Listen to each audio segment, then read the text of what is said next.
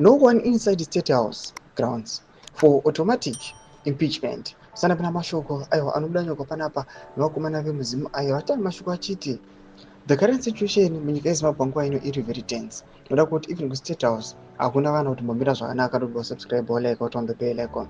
Tipinda panapa mudanyora achiti Zimbabwe currently has no legitimate president at the helm of the State House. The evidence that Emmerson Mnangagwa has long vacated the duties and obligations of the office he clings to a overwhelming. What remains is a hollow shell, propped up by system impunity and fueled by machinery that has, in effect, replaced governance with racketeering.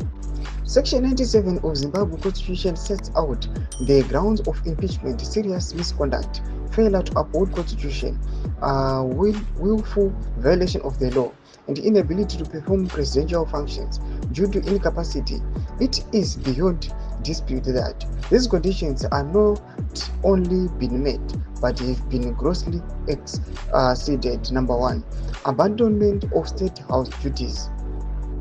The president vacated State House duties as early as 2022 when he physically departed from the presidential residence to personally oversee the unconstitutional installation of a convicted armed robber as a traditional chief in Croatia.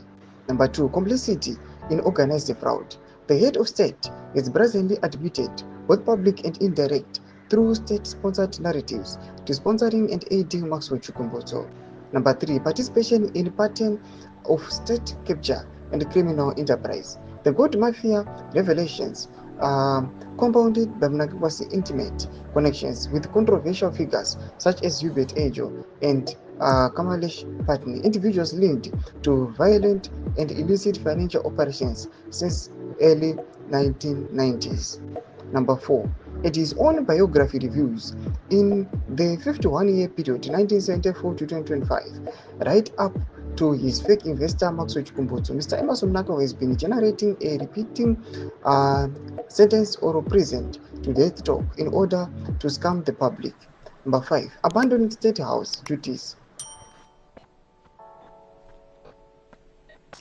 The constitutional mandate of the president is defined in unequivocal terms to uphold, protect, and defend the Constitution and discharge duties solely in the interest of the people of Zimbabwe.